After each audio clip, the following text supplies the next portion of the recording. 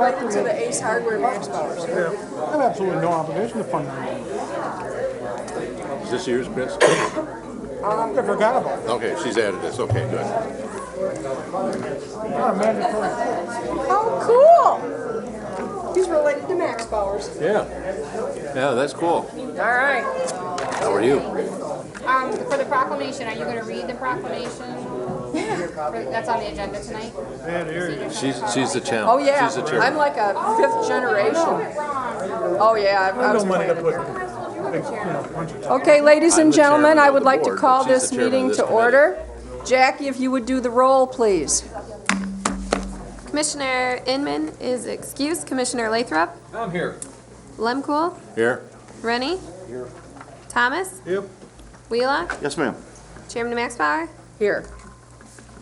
I would, and I do apologize, I should have started with the Pledge of Allegiance, and I did not because no one was seated, and I thought the best way to get everyone in their seats was to call roll. So if we would all rise for the pledge.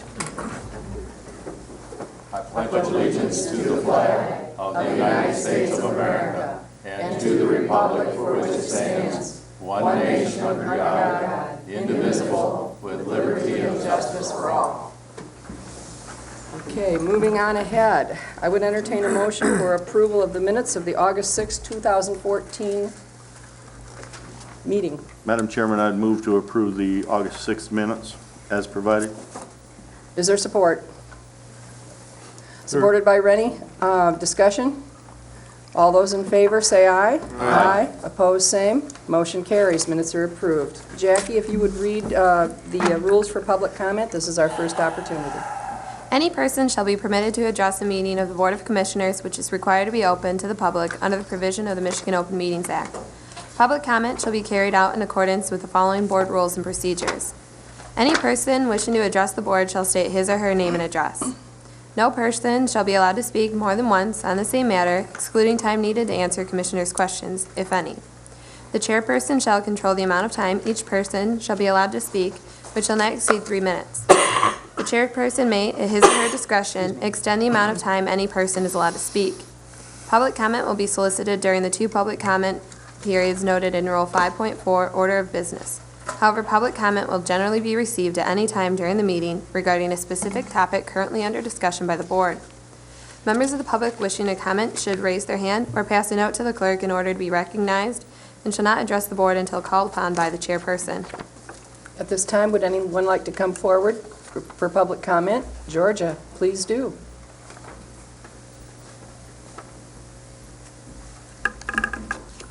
Georgia Durga, Director, Grand Traverse County Commission on Aging. I want to give you an update on our fund balance policy. At the request of the County Board of Commissioners in July, and after discussion about expanding our services and decreasing our wait list, we're going to be revising our fund balance policy. Our board approved the revision yesterday, and we'll be bringing that to you in October Public Health and Safety. And Georgia, you should probably mention that we are reducing the percentage of fund balance. We are recommending a reduction. Yeah, we're reducing the amount of a fund balance, and we're recommending that we follow the county policy. So it will be 18 to 20% and not to go below 15%. Thank you. Yeah.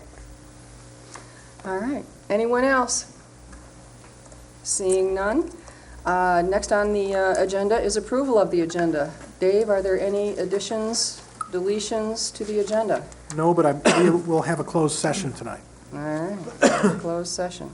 Madam Chairman, I would move to approve the agenda with the addition of the closed session. Moved by Commissioner Wheelock, supported by Dr. Lathrop. Discussion? All those in favor say aye. Aye. Opposed, same. Motion carries. Next on our agenda is the consent calendar. Jackie, it's your turn. The purpose of the consent calendar is to expedite business by grouping non-controversial items together to be dealt with by one commission motion without discussion. Any member of the commission, staff, or the public may ask that any item on the consent calendar be removed and placed elsewhere on the agenda for full discussion.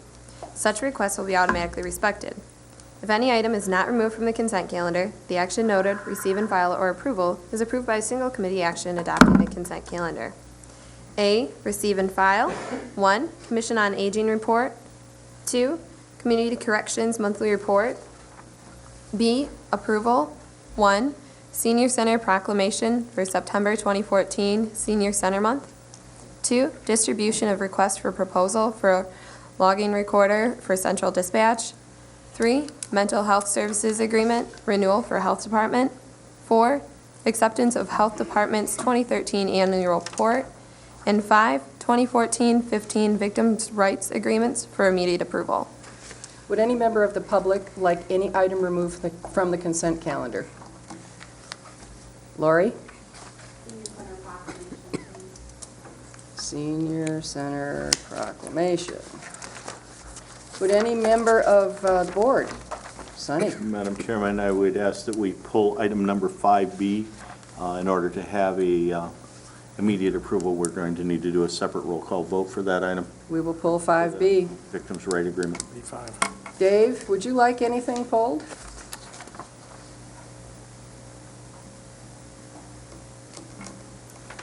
Don't believe so. All righty.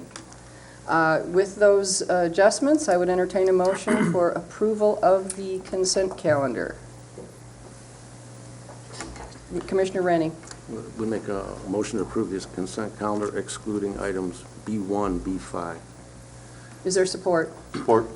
Supported by Commissioner Wheelock. Discussion. All those in favor say aye. Aye. Opposed, same. Motion carries. We have no special orders of business. Next on the agenda is items removed from the consent calendar. The first item removed from the consent calendar is the Senior Center Proclamation. Lori Wells? Lori pulled that, but I would like to read it, if I could. Lori, would you agree to let Commissioner Lemkel read? That's perfect. Okay. It says, Senior Center Proclamation, September 2014, whereas senior centers are community focal point for older adult services, providing one-stop shop, connecting seniors, their caregivers, and families to vital resources, and whereas older adults are significant members of our society, investing their wisdom and experience to help enrich and better the lives of their peers and younger generations, and whereas the Grand Traverse County Commission on Aging Senior Center Network has acted as a catalyst for mobilizing the creativity, energy, vitality, commitment of older residents of Grand Traverse County, and whereas through the wide array of services, programs, and activities, the Senior Center Network empowers older residents of Grand Traverse County to contribute to their own health and well-being. Whereas the Senior Center Network serves our county at locations in Traverse City, Acme, Fife Lake, Interlochen, and Kingsley, providing services from recreation and wellness to travel, support groups, art classes, computer training, exercise, and much more. Whereas the Grand Traverse County Commission on Aging Senior Network affirms dignity, self-worth, and independence for older adults, tapping their experiences, skills, and knowledge, and enabling their continued contribution to the community. Now, therefore, I, the Board of Commissioners, Chairperson Herbert Lemkel, do hereby proclaim September 2014 Senior Center Month, call upon all citizens of Grand Traverse County to recognize the special contributions of the Senior Center Network participants and the special efforts of the staff and volunteers who work every day to enhance the well-being of the older adults of our community. And I would like to... That's exactly right, Lori. And I'd like to And make a please motion. step forward and lead the cheer, will you? And I would like to make a motion to approve this resolution. Support. Supported by Commissioner Rennie. Go ahead, Lori. Lori Wells, Deputy Director, Commission on Aging, Senior Center Network. I just wanted to take a moment to thank you for the proclamation, and to also, we have some representatives here that represent the best of the best, at the kind of the cream of the crop. Not to say that the ones who aren't here aren't wonderful too, but so I just want to take a minute to invite, to introduce two of our volunteers. We have Kay Rumba and Karen Couturier, who happen to be sisters, so we're keeping it all in the family, which is awesome. And they put in a ton of hours at the Senior Center, and we're very grateful for their support. And then representing staff, we have Erica Hovey and Sharon Newman, who make sure that there's lots to do and lots of fun to be had and take care of all the people who come to the Senior Center. So I want to thank them, and our staff that are not here, Brandy and Linda as well, and the other 148 volunteers who are not here. So we just want to make sure you know who does all the work down there. So thank you. All right. Great. Yeah, good Thank job. you very much, Lori. And my motion is for immediate approval. All right. We'll do a roll call just for fun. don't have to. Practice. Commissioner If you don't have anybody Lemkool, against it. That would Would be you like to vote? Yes. Rennie, Slap, will you? You're next. Rennie, Yeah. Thomas. Commissioner Thomas, Yes. Wheelock, Yes, ma'am. Lathrop, Maybe. That was a yes. and Chairman Max Bauer. Yes. It was. Thank you. Thank you for all your work. I love going down there and, yeah, I do. Are you old enough yet? Yes. Oh, darn. Let's not go there. Oh. All right. Next on the items removed from the consent calendar is 5B, the 2014-2015 Victims' Rights Agreement. Madam Chairman, we are in receipt of a request from the prosecuting attorney for approval for accepting a crime victims' rights application, as well as approval in the resulting agreement between Grand Traverse County and the Michigan Department of Community Health. The agreement will be in effect from October 1st, 2014 through September 30th, 2015, in the amount of $95,042. The agreement provides for the implementation of services to victims under the Crime Victims' Rights Act. And I would move for approval, please. Moved by Commissioner Wheelock, Support. supported by Commissioner Lemkool. Discussion. Commissioner Rennie. I just had a question as to the letter from, to Bob from Chairman Lemko. With respect to who's responsible for this, what was included in that? It's on page 48.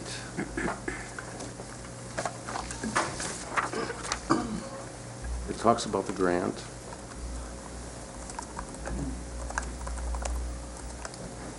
I can maybe, the E-grams is we have to report this grant using a state system, and the chairman of the county board is the authorized official, and he is delegating that authority to Bob Cooney to submit the required reports. It's a formality, but he has to formally Do that. authorize that. Thank you. All right. Any other questions? This Dr. is a Lathrop? grant, right? This is Yes, it the is. Okay. All right. And it is Roll call, money please. that we use to help victims of crimes in our community. Cool. Roll call, Jackie, please. All right, Commissioner Rennie, Yes. Thomas, Yep. Wheelock, Yes, ma'am. Lathrop, Yes. Lemkool, Yep. Chairman Max Bauer. Yes. Thank you. Next on our agenda are department and other action items. First on the list is Department of Veterans Affairs. Mr. Lurchin.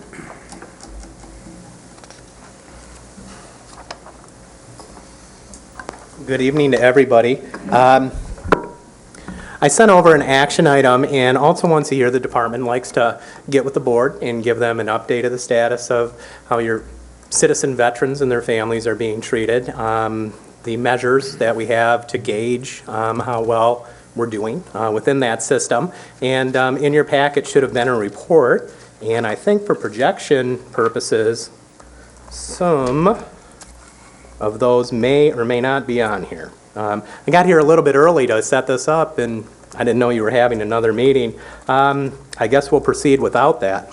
And any questions you might have, please let me know as far as the report goes.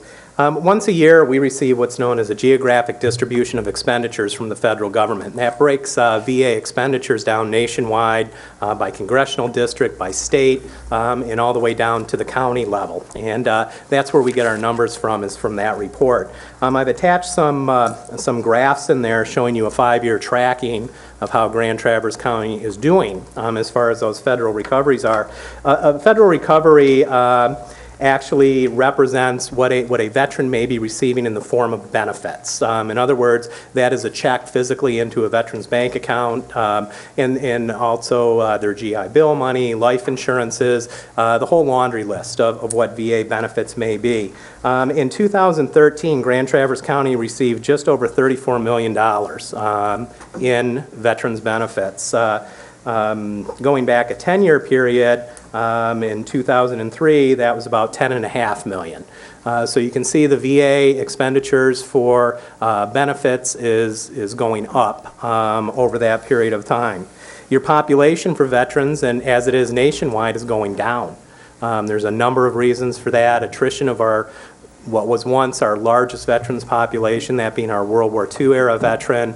Natural attrition is leading to that. Also what's leading to that is even back during Vietnam with the draft on, a veteran was drafted, he was typically deployed to Vietnam, he did a 2-year stint. 1 year in Vietnam, another year in training and this and that, and then he was discharged and that became a veteran. During Afghanistan and Iraq, we're using the same veterans for 3 and 4 and 5 and even more deployments. So by the time they get out of the service, they may have been in for 11, 12 years on those multiple deployments, still counts as one veteran. So that is pretty much nationwide. The veterans population is decreasing and expenditures in the form of veterans benefits is increasing.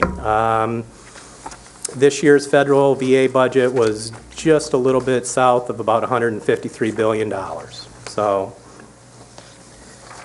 we really don't have any way to gauge how well we're doing except from the feedback we get from our boards of commissioners, our elected officials, and of course our clients. But what we can do is we can compare ourselves. I did include a graph in there that compares our performance as far as these expenditures are considered anyways, with similar populations of veterans within the state of Michigan. There's very few.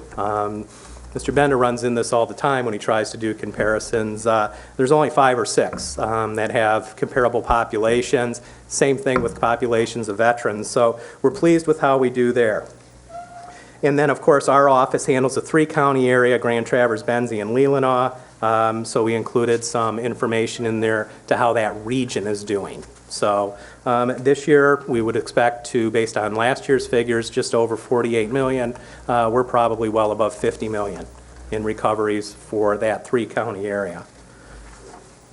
Is there any questions you might have about that? I know statistics are statistics, but this is the best one we have to gauge how we're doing. Chuck, do you think we've benefited with the cooperative venture of helping Benzie and Leelanau County with their veterans? It has made a difference to the veterans in our communities. Absolutely, absolutely. Benzie's numbers in the first year and a half went skyrocketed up. It's just a matter. It's not rocket science. It's just getting the veteran into the system, getting that awareness out there. These are entitlements. These are benefits. They're earned. The VA is supposed to give them their benefits. And once we get a hold of them, once we can get them lassoed, we can get them into the system, whether it's health care or a pension or whatever it might be. It's just lack of that knowledge that it exists, and then the difficulty the veteran has in actually pursuing and applying and getting it. So, Commissioner Lemko? Yeah, I was just notified this morning that we had lost another veteran, Bob Yeiter, who was our secretary for our Rotary Club for many years, has passed away, and he was a World War II veteran and also a past business person. So, you know, you're right. We are starting to lose those people out of that. But my question is that, you know, there's been a lot more publicity lately in the last couple of years about veterans benefits. And, you know, how has that helped you to be able to reach more people? And are you still lacking in being able to reach some of the people that you should be? It's helped tremendously. I mean, it's an awareness thing once they know it's available. At the state level, the state created a veterans department just last year after 20 years of prodding to do so. One of their main missions right now is to essentially get every veteran in the state, or every veteran's widow or spouse or child or whoever may be eligible for a veteran's entitlement, into the veteran system. In fact, the state is developing a strategy to launch a statewide initiative to get that word out to veterans. There's legislation that would require any veteran that goes to DHS for a benefit, if they identify him as a veteran, you go see the VA. We're going to have to fill out a form for the veteran to take back to DHS. Can they get anything from the VA? Where we're lacking in getting that word out, I could have a full-time employee doing nothing but outreach. We get so many requests to do in-services or seminars or whatever it might be. We have to be a little bit selective. So we're restrained just a little bit by that. We do as much of it as we can. So. Well, I just think your department's doing a great job for all the veterans in our community, and we just wanted to say thank you. And, Jason Allen, of course, has always been real active in that arena. I think he's doing a fabulous job in helping us in northern Michigan. Dr. Lathrop? Maybe you mentioned this before, or maybe it's just a dream I had. Are we getting a new medical clinic? Yes, that's part of your report. It's going to be the third thing I'll cover. I'll skip right to it. We have a medical clinic. It's a that. relatively large medical clinic, about 31, 32 full-time practitioners, clinicians, and support staff. In 2012, the VA allocated about $7.5 million to expand that operation to almost double the size, adding specialty services, additional staff, whatever it may be. We've been having a hard time getting them to actually act on that. So they just announced a few weeks ago for the third time that they're going to be moving on that quickly. And that'll be a new building and an enlarged staff? Or? We don't know at this point. Part of what we were being told, the holdup for the last 2 years, was they couldn't find convertible space sufficient to meet their needs existing, that they could go in and renovate and start using. They need about 22,000 square feet. And then they were going to build something, or they were going to contract to build something with a lease on the other end. Now they're saying they're going to go out and look for leased space again. So as soon as we know, we'll let you know. So. Chuck, just to let you know, I met with Representative Benishek, and I put a bug in his ear about that this week, if that's helpful at all. I have a question for you. You've been extraordinarily proactive with surrounding counties, hence we have agreements with Leelanau and Benzie. Have you been proactive with any of the other surrounding counties as to whether or not we can assist them?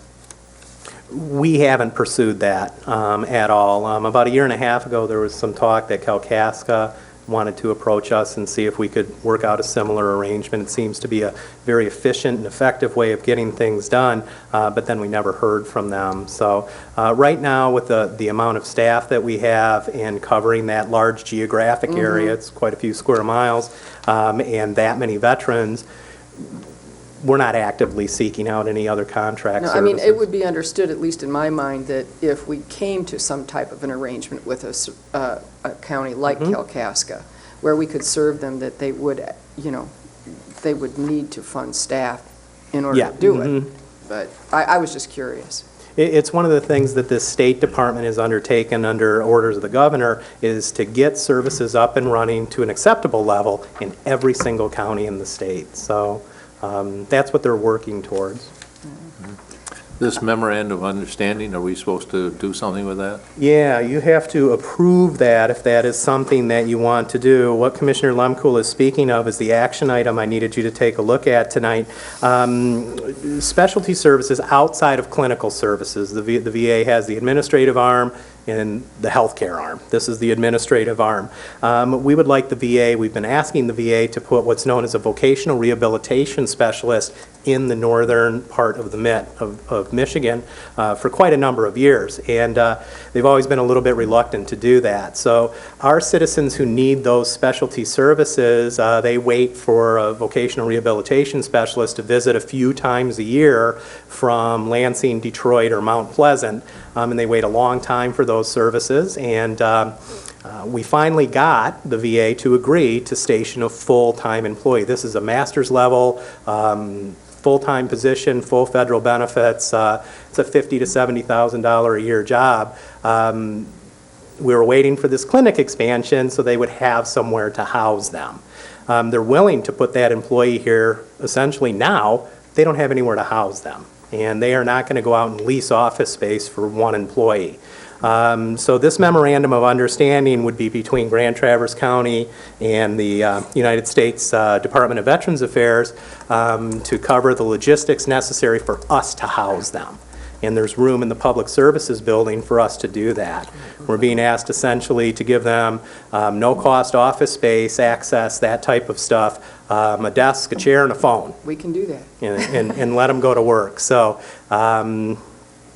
and that's why I recommended approval. We have a history.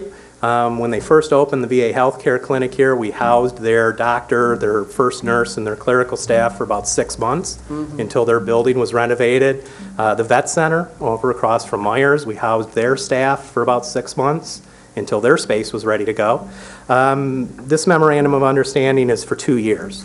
Hopefully, they'll have their own space to move in by then, but we can see no reason to wait. It's going to take the VA at least that long to expand their operation over at the clinic. So there's no reason why we shouldn't have this service for our citizens waiting for that. So I recommend approval of that. Commissioner Rennie. Yeah, I would make a motion to approve the memorandum of understanding between the Department of Veterans Detroit Regional Office and Grand Traverse County to use space at the Grand Traverse County Public Services Building for these needs. Do I have- Supported by Commissioner Wheelock. Discussion. Should that motion also say that we give Chuck the permission to sign this agreement? We approved the memo, I think Yeah. that's fine. Commissioner Wheelock.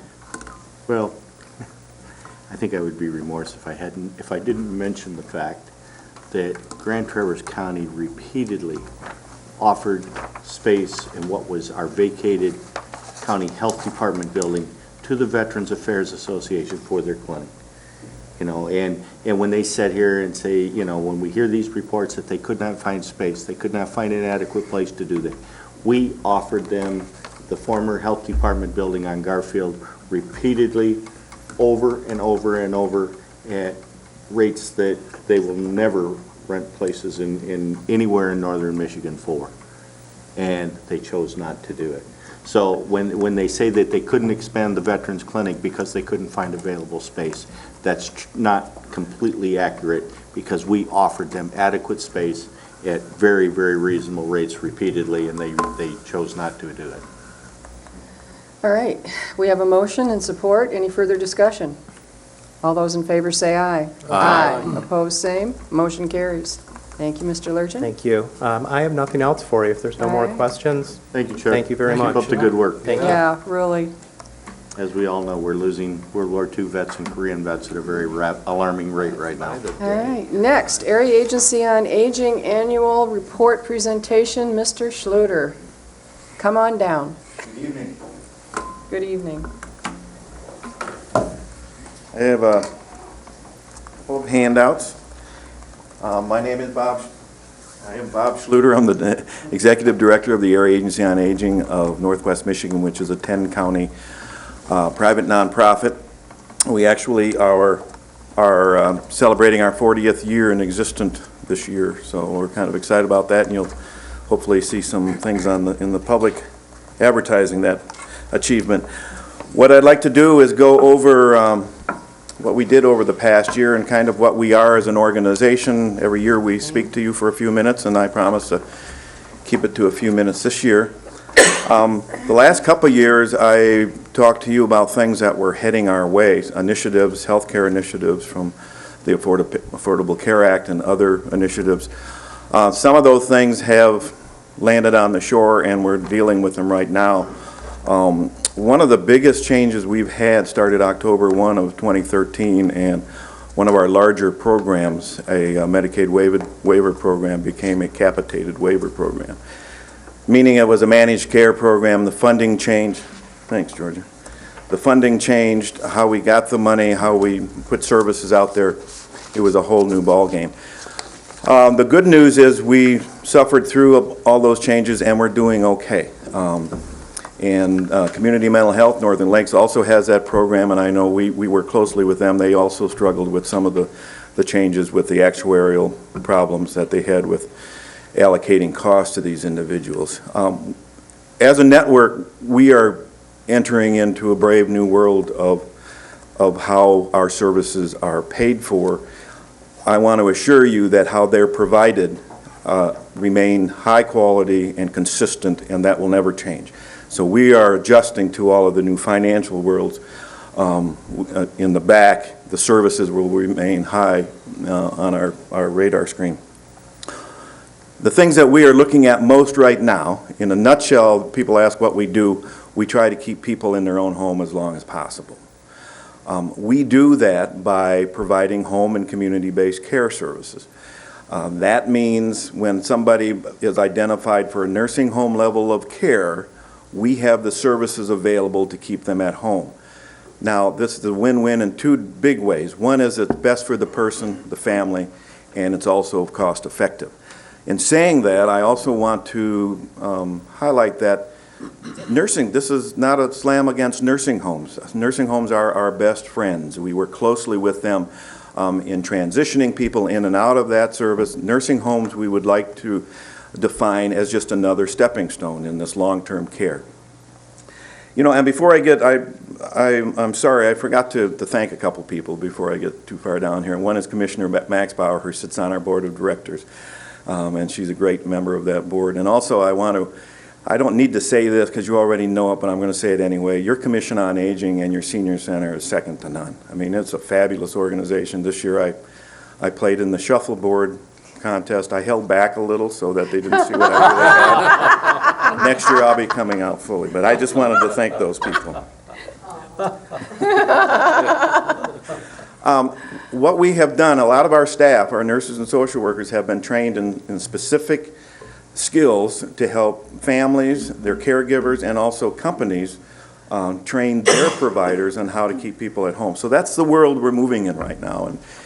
And we will always have funding issues. Our counties are very fortunate to have a public that supports them every year in their millages. All of our millages passed.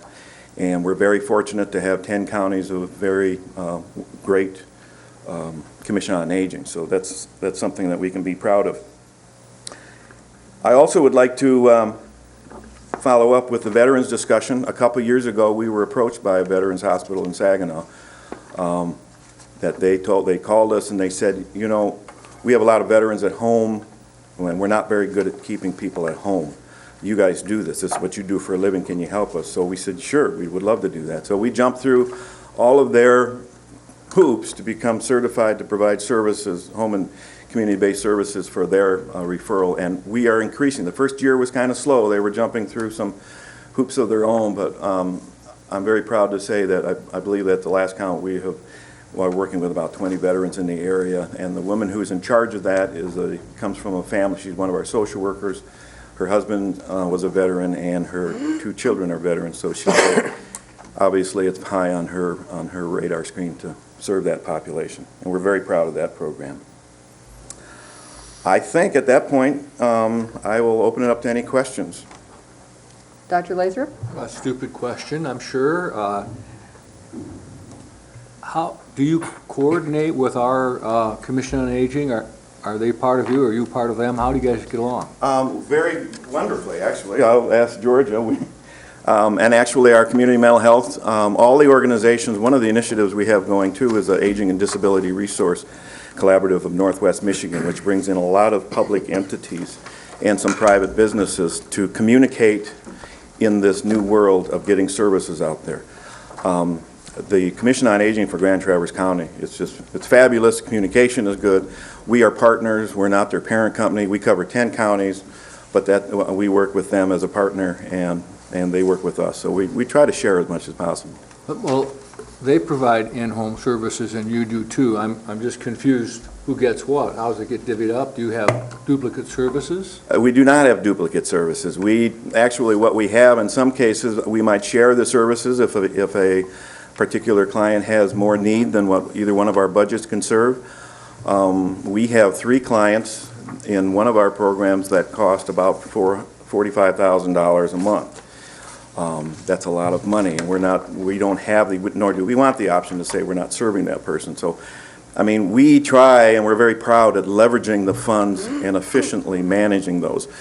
Are there duplication of services? I'd like to think that when we see that, we carve it out and make sure that there aren't duplicated services and that we're efficiently spending those dollars. So. And where do you get your funds from? About 70% are from the federal government and about 30% from the state. Some of it flows through the state, and then we have a small endowment, and we do write grants. We're writing more and more grants to supplement these training programs. One of our more popular programs that we support is the Medicare Medicaid Assistance Program, where we have, especially with the drug program coming up here October 15th through December, we have hundreds of people coming through our offices in the 10 counties looking for help with their Medicare, Medicaid, especially drug renewal. So you know, we just have a lot of that. We support, that program costs about $70,000. We get about $35,000 to run it then.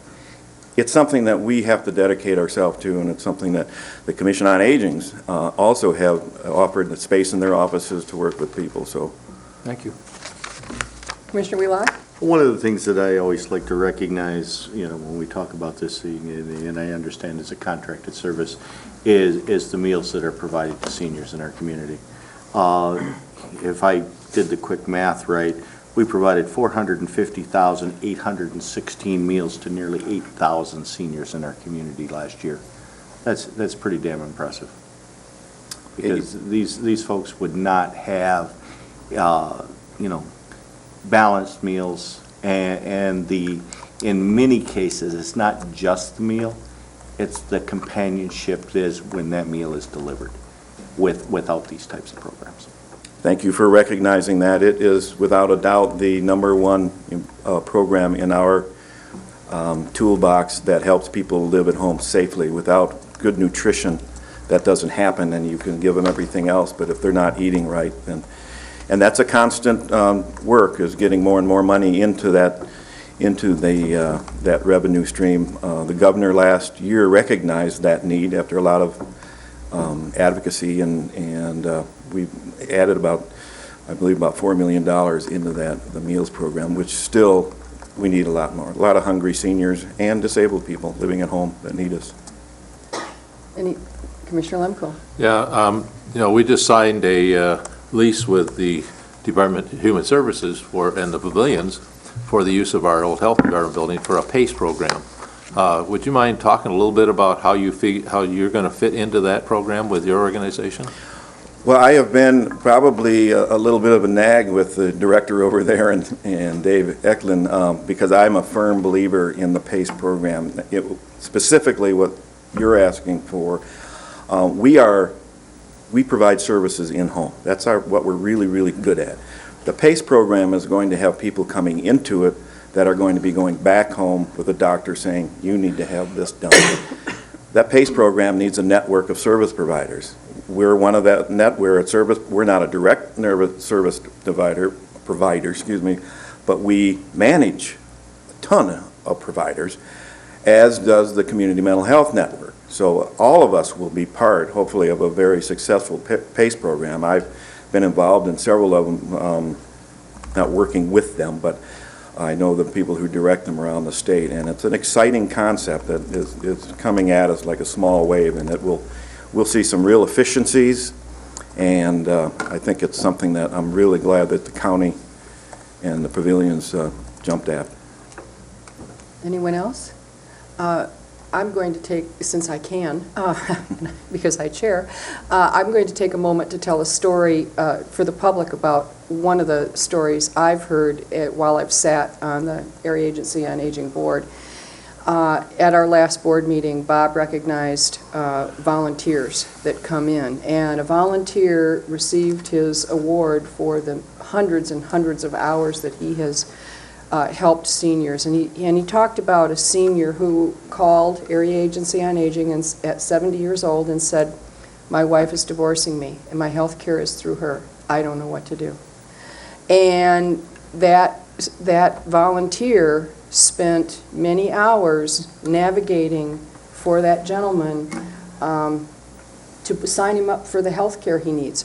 Bob, when my husband turned 65, Area Agency on Aging, in coordination with the Commission on Aging and the Senior Center, put on a seminar telling me, because Greg didn't go, telling me how I can sign my husband up for Medicare.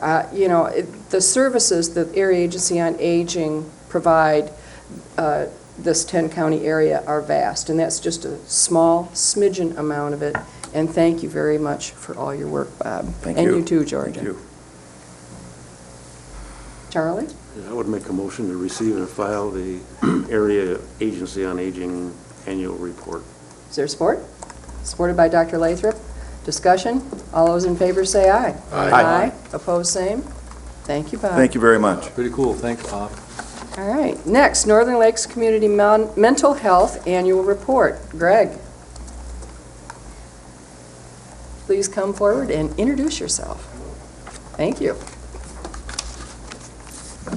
Good evening. I'm Greg Paphos. I'm the CEO at Northern Lakes Community Mental Health, and I'm honored to have Charlie Rennie here, who is a commissioner who serves on our board, and Nicole Miller, if you could raise your hand, and Mary Maroy, both board members on our board appointed by the Grand Traverse Board of Commissioners. And they're great, all three of them are great board members. I'm going to share the time that I have to present tonight with Mary Ann, who is a sister and a guardian of a person we serve. And I got to know her under probably difficult circumstances in regards to some of the financial issues we have.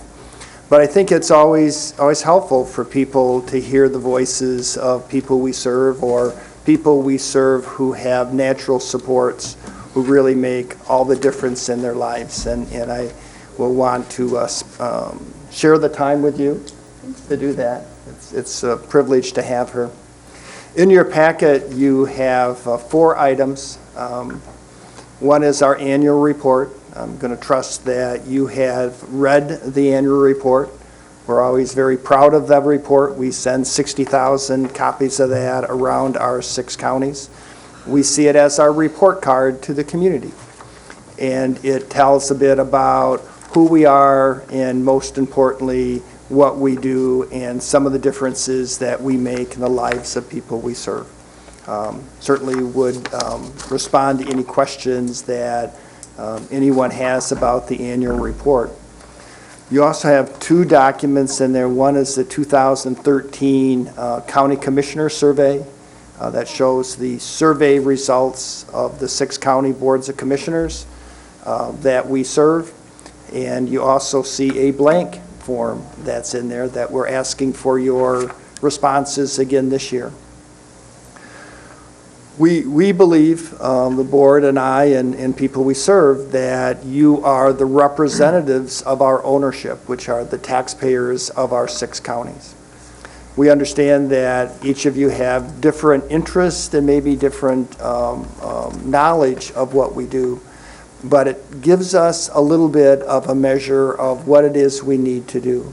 And you'll see in the report from last year some of our strengths and some of our weaknesses, and certainly we are always sensitive to the comments, including comments about the importance of jail services and activities such as mental health court services.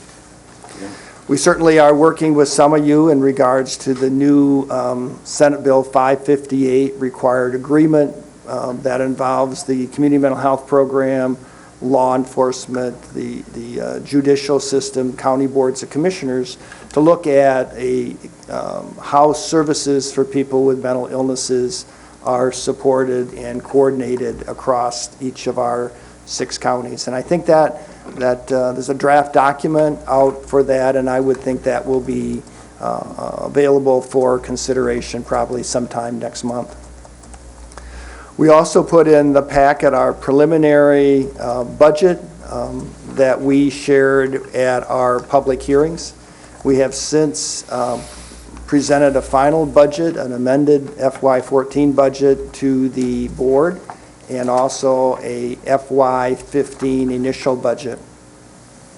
If you followed any of the media coverage, or you know people within the community mental health system, you know there's been some really big changes this current year. Northern Lakes is no longer a prepaid inpatient health plan. There were 18 PIHPs, they're now 10. And in that process, a new organization was created called the Northern Michigan Regional Entity. And at some point recently, Dave Snyder presented or provided you a document that related to NMSAS and the coordinating agency transition to the new Northern Michigan Regional Entity.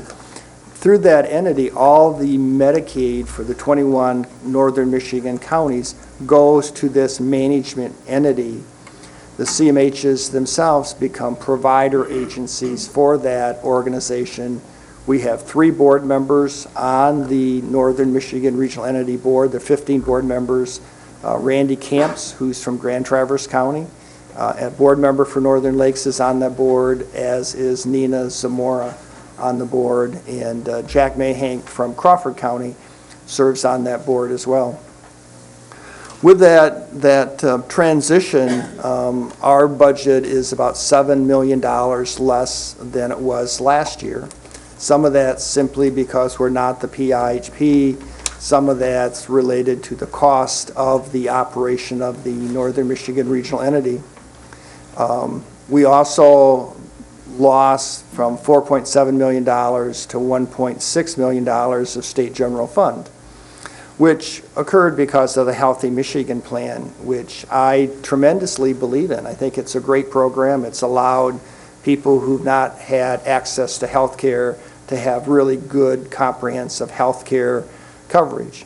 The problem with that was when that was passed, the state removed 72% of the general fund budgets from the 46 CMHs.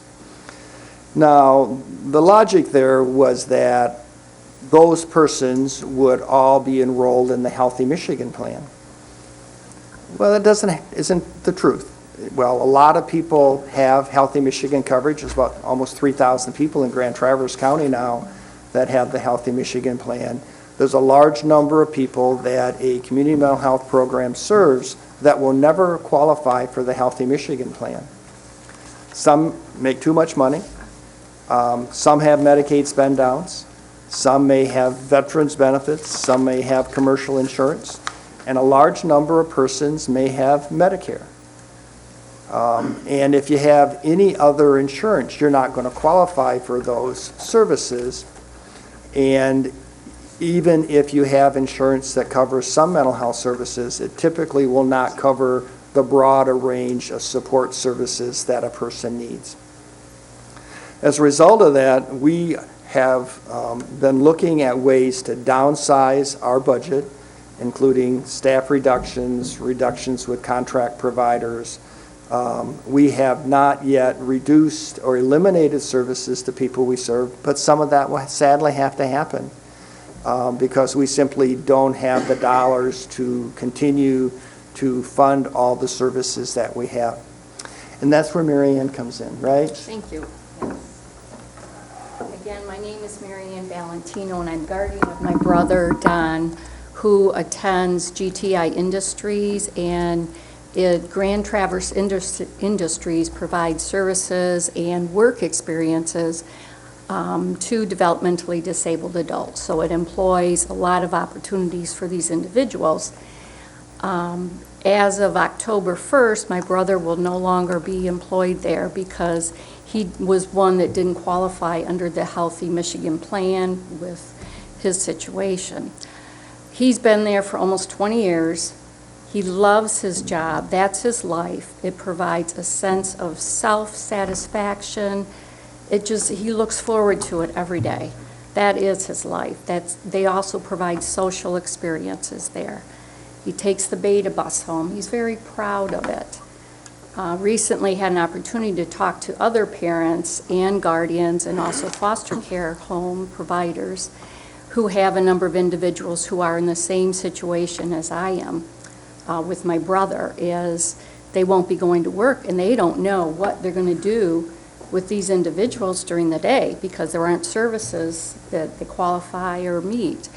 I know one particular family, they were asked to find a new place to live, a different foster care home, because the one that their loved one was in currently, there's nobody working during the day to provide services. So it really has a snowball effect, and it was just misunderstood that, an assumption made that everybody would be covered. He loves his work. All these folks do. They are simple people, and their joys in life are so different than ours. We like to go on vacation and travel. We go out with friends. We socialize. They don't have those opportunities. Their life is so limited, and they enjoy going to work. It provides everything that we search for. They get through work. So I'm asking all of you to please join us in our efforts to ask the state representatives, the senators, to really revisit this and really look at it again, and hopefully they will provide money and reinstate funds for the general purpose fund so that these people can go back and have their jobs again and not have their whole lives be in disarray unnecessarily. Thank you. Thank you. Thank you. The legislature, when they passed Healthy Michigan as Medicaid expansion, very controversial public policy, there was a concern that the CMH system should not profit from that there should be a balancing out of the state general fund dollars to the Healthy Michigan dollars, which are federal dollars. In that process, when they cut 72% of the budget, they cut too deep. Certainly there are people that will have Healthy Michigan that the CMH system will serve. It's like Bob spoke about, it's another capitated program where you get paid X amount of dollars for people who have the benefit. But not everyone, again, will have Healthy Michigan. Our reduction, again, $4.7 to $1.6 million. We believe that the House and Senate, and the Senate actually has a fiscal agency analysis that acknowledges that they reduced too much money from the CMH system, and they're looking at increasing that budget in FY15. Not a guarantee. Lots of demands, lots of needs for those dollars. But we've been meeting with our senators and our representatives, both current and elect, to help them understand this story. We want to do what we can to keep Don and others into services. These are services that when people oftentimes think of a community mental health program, they don't even think of these types of services because they're not their traditional outpatient counseling or services provided by a psychiatrist. These are services that help people have jobs, help them have a life of meaning. They're services that support people in housing where they would have no other housing opportunities. So we're pretty passionate about trying to do all we can to restore some of those dollars. Not everything has been bad from a CMH side. As Bob mentioned, we have our My Choice Waiver program. That program continues to grow. We have great relationships. We got great community partners in that. We also were one of 2 counties in the state of Michigan selected to be the location for a health home pilot. And this is for adults with a serious mental illness to deal with their physical health condition. And a lot of that, I think, was driven because we have a primary care setting in our Hall Street office. But this is for persons in Grand Traverse County, and we partner with Central Wellness for that in Manistee County as well. So there's some good things going on. We're still trying to find some ways that we can make this work. I don't know, Mary and Nicole, if you want to add any comments from a board member's or Charlie's perspective about what's going on at Northern Lakes. And I did have a question, Greg. With these funding reductions from the state, it's very important that we get as much participation as possible in Healthy Michigan. How can we do that? Well, you know, there's been a pretty concerted effort within Grand Traverse County and other counties to ensure that people who may be eligible apply. And it's really a pretty easy process, and Mary was the director of the Department of Human Services here in town, Grand Traverse and Leland, all counties. It takes about 17 minutes to complete an application, and it's really driven by the amount of income you have. There's not a lot of the other qualifiers. We've worked with Munson Hospital. Munson has enrollment people in their emergency department. They have people working in the psychiatric unit. We have people that have been trained to help people enroll into the program. So there's a lot of efforts. The numbers, I think, for Grand Traverse County, about 65%, I think, of projected enrollment have enrolled in the program. We have found that some people who enroll have not had follow-up appointments with physicians because a lot of people who we serve who've not had health care don't see a physician. It's one of the reasons people die on average 25 years younger. So we've got to help people as well, not just enroll, but to stay enrolled by seeking medical care to do some of the preventative work. Okay, one other question. With these cuts, you indicated in your summary that there could be mental health services in jails, diversion programs, detention centers, et cetera, are now at risk with funding. Could you go into that a little bit? Yeah. How long that might be an effect of this? Yeah. The dollars that we use to provide services in our county jails come from the counties, and Grand Traverse County has been very generous with us for many years in terms of the local match and state general fund dollars. We provided last year about $225,000 worth of services conservatively within our 6 county jails. We have been able to use general fund dollars because we've had an agreement with our counties that we would provide that service. It's our intent to prioritize our remaining $1.6 million to certain sets of services, and one of those are jail services. I know certainly Sonny would let me know that if we did anything different, that he would have a strong opinion about that. He's like a broken record. Likely, right? Right. He would probably throw a shoe at me or something. We do not think the legislature understands that issue. I think they do not understand, particularly in rural communities, the importance of the CMH system using its general fund dollars to support law enforcement in terms of road patrol, as well as jail services, as well as the supports for things like the mental health court. There are some of our partner CMHs that do not provide services in the jails at all, both rural and urban, and some of those border our 6 counties. We don't believe we should do that. In fact, many of the people we serve in jail will become part of our system. And we think many of the people, particularly the younger people who become incarcerated, will qualify for the Healthy Michigan program. So we're really trying to focus on getting those folks enrolled as soon as we can. You think we're successful in that?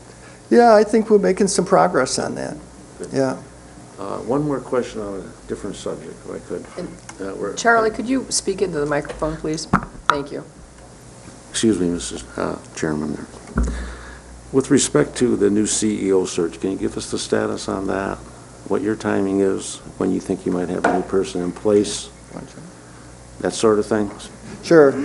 I'm going to have Mary join me. Mary sits on the search committee, and I'll let her take the lead, and I will follow up with that.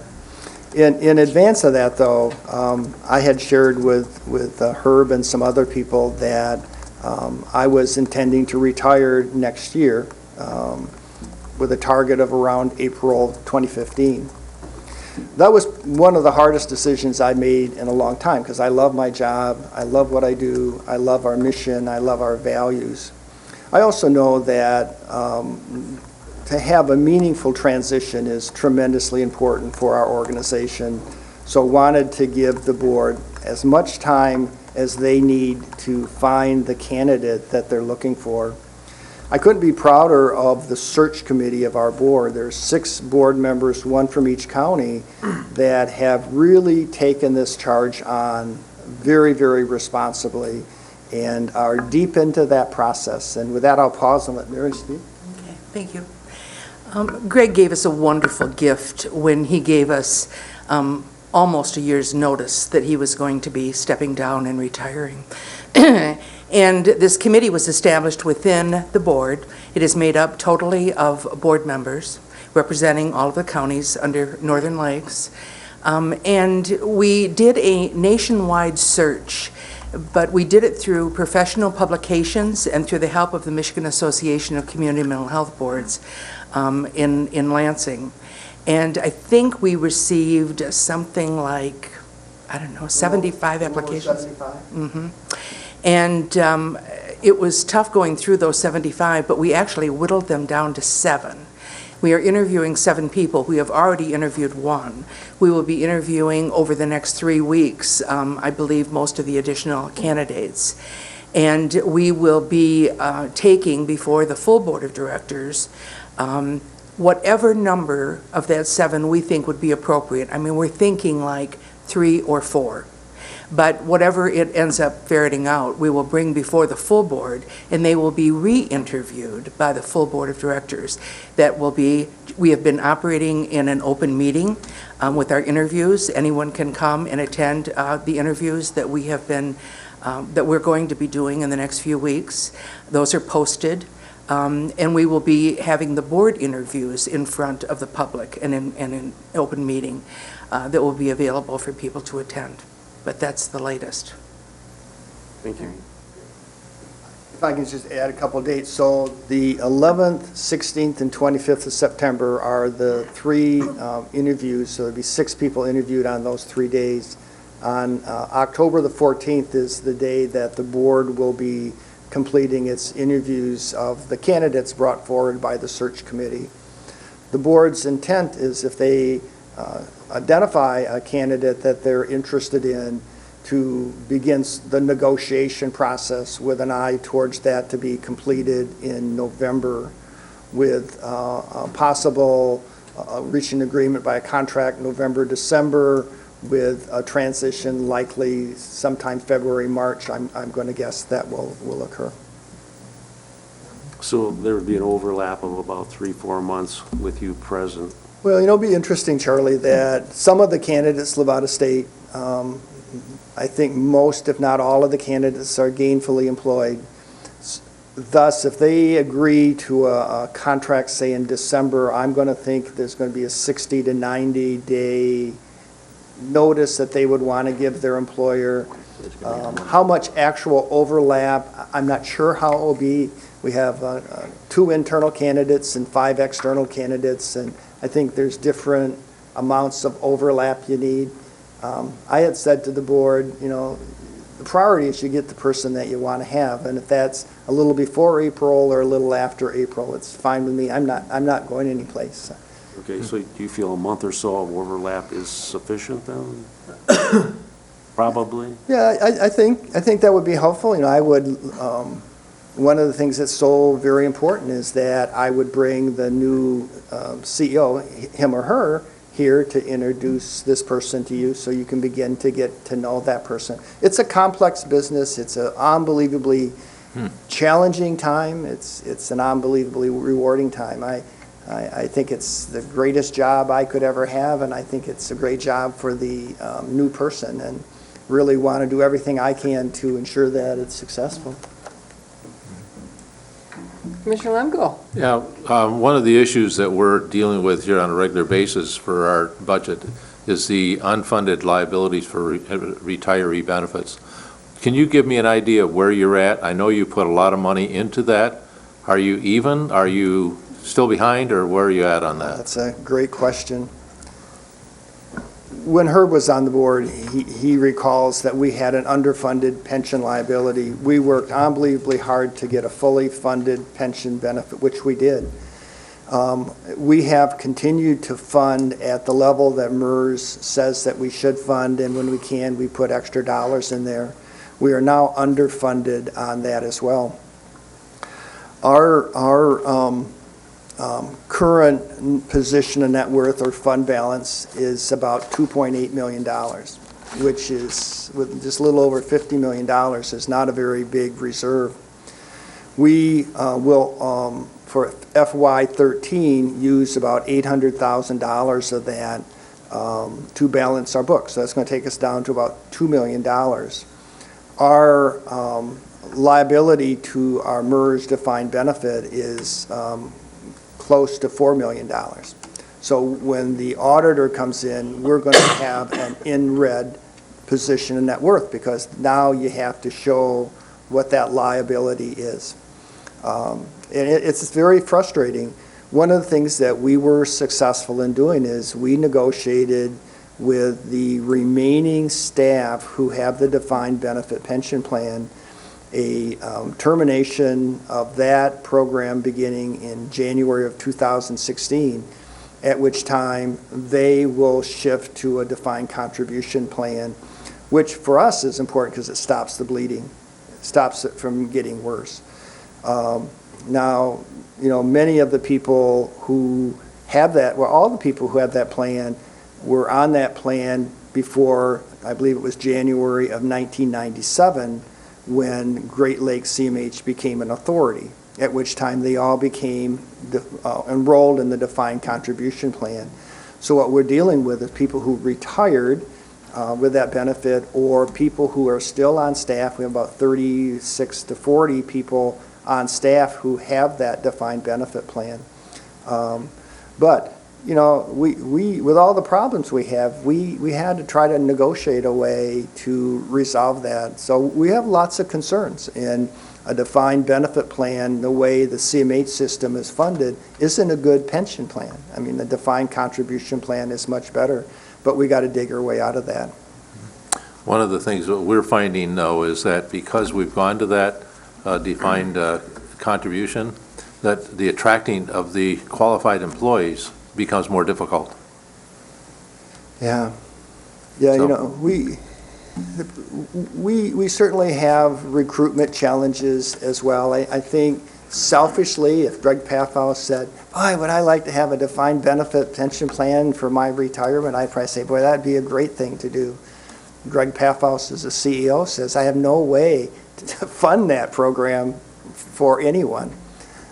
I think there are ways to make it better. We have a matched program, 2%, 3% to 5%. If it's invested well, you survive these market turn downs, you end up with a fair amount of money. The responsibility is on the individual versus the organization. I think that is the way of the world. I don't think you're going to see many defined benefit pension plans anymore. Thank you. Commissioner Wheelock, I've been waiting. I'm usually mostly patient. One of the greatest benefits that Greg has when he retires is he doesn't have to argue with me about the mental health services in our jail. But as all of us know, Grand Traverse County contributes about $687,000 a year to Great Lakes Mental Health, or Northern Lakes Mental Health, whatever we're calling it this week. But we recently seen statistics when the NIC people were here that up to 80% of the people that are in our jail have mental health issues. So, we cannot belittle the need for mental health service in our jail. We absolutely have to keep that, from my position and this board's position, we have to keep that on the forefront. We absolutely have need for more mental health services in our jail. Yeah. And I understand about the budget constraints and all of the issues. We have them too. That's right. We have a situation where 70% of our budget goes to managing 3 to 5% of our population. That's the courts, the jail, and the sheriff. Now, there's nothing I can do about that. 70% of the money I have available to spend next year will be spent on managing 3% of the people in our community. But the fact is, we have 80% of the people in our jail have mental health issues. We absolutely need your help in that jail. We contribute to $687,000 a year to the mental health organization. That, in part of the initial implementation of that association was that we were going to be guaranteed mental health services in our jail. And I believe that, I personally believe we are not meeting that obligation in our jail. I don't think Sunny and I disagree on the importance of the jail services at all. And certainly we continue to provide services. I think the point you would make is we need to do more. We need additional services. The services that are provided are very valued services. It would be helpful to have more capacity. And I don't disagree with that. Well, the services, the quantity of services. I have no complaint whatsoever about the quality of the services provided, but it's simply the quantity of services provided today compared to the quantity of services that were provided to us, 10 years ago, is a fraction of the services that we're getting today. and yet the dollar amounts that we're contributing has not went down. Yeah, at one point in time, Great Lakes for several years had a very large grant specifically for services in the jail. And actually, before I became the CEO, that grant went away. And as grants do, how do you continue those services? I think that there's great awareness about the importance of mental health services to people who come in contact with the correction department, not just within the jail, but road patrol and others. So. All right. Anyone else? Thank you, Greg. Thank you very much. This is, in all likelihood, your last annual report to us. Probably. We'll And- see. We'll see if we get the annual report done earlier or something. So, That won't be the last time I come. Good. I always- But I appreciate coming. enjoy your retirement. Well, I have lots of things that I should do, right? Thanks so very much. Yes, dear. Thank you. We have no unfinished business. We have no new business. This is our second opportunity for public comment. We should note that we need to fill out that assessment form, and those of us that just have computer stuff, I think we'll have to ask Chris to maybe send us a copy of it some way. You'll so have we to can- send it to us in a PDF that we can print. in So we some can print it fashion out? So we can get it to them. So if we could do that. Yeah, Make it fillable, too. yeah. All right. Seeing no second Charlie's- public comment, we have, Charlie's got a question. I'm sorry. I would Commissioner like to Rennie. make a request to the board that we have 100% compliance in filling out this report this year. All right. We're We close. can- we Better can than do last that. year. No, 7 out of 7 last year. Commissioner committee reports. Any commissioners have any committee reports? He did mention about the Senate bill, and that is coming to your agenda, I think, next week, I think, or the week after, maybe the week after, so it is coming, and that is the jail services. All right. Notices and announcements, do we have any? Could you tell us about this special parks meeting tomorrow? Tomorrow night. Yes, I certainly can. It is going to be, if memory serves me, at 4 o'clock, and please forgive me You're right. because I've got like 5 meetings tomorrow. It's at 4 o'clock. It is in the Governmental Center, and there will be 2 issues on the agenda. One is Twin Lakes, and the other is the director position and what direction we, as a Parks Commission, would recommend to the county board that we take in the future for parks. I did notice that the Board of Commissioners were invited to that, is that correct? I'm sorry? Are the Board of Commissioners invited to that meeting? It Open sounded to the like public. that in the It's open to the invite. public. It's Okay. not a formal invitation. You're certainly welcome to come and sit in the audience. Okay, so we're not going to have a contingent there or something No, like that no, necessarily? not that I'm Okay. aware of, but absolutely come if you'd like. Thank you. All right, I do have one notice that I would like to mention, and that is to extend my sympathy, and I know the board's sympathy, to Dr. Houghton's family. He was our medical examiner for many, many years, and I know his wife Barb saw her the last time in Kalamazoo, and my thoughts and prayers and sympathies are with their family. Absolutely. All right, we do have a need for a closed session. I would entertain a motion. To go We need discuss, the purpose. to update you on labor negotiations.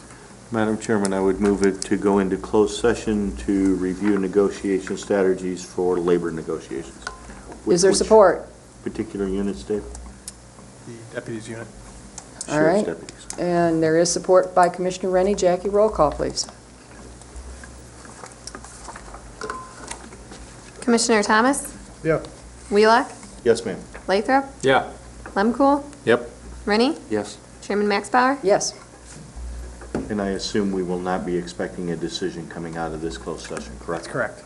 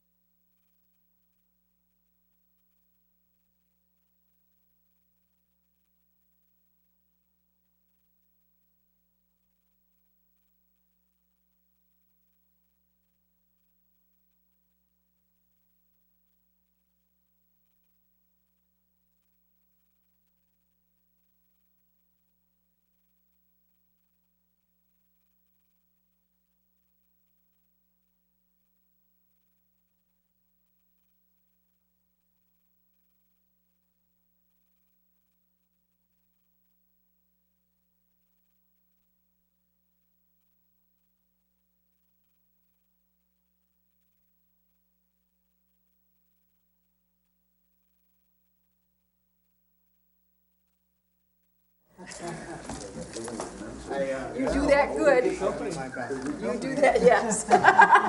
You're better than most. You're better than most. For the rest of us are like. I can take them back. I would entertain a motion to come out of closed session. So move. I'll second it. All right, moved by Wheelock, supported by Lathrop to come out of closed session. All those in favor say aye. Aye. Opposed, same. We're out of closed session. Motion to adjourn. Motion. We're adjourned. Support. I have a question for Chris real quick.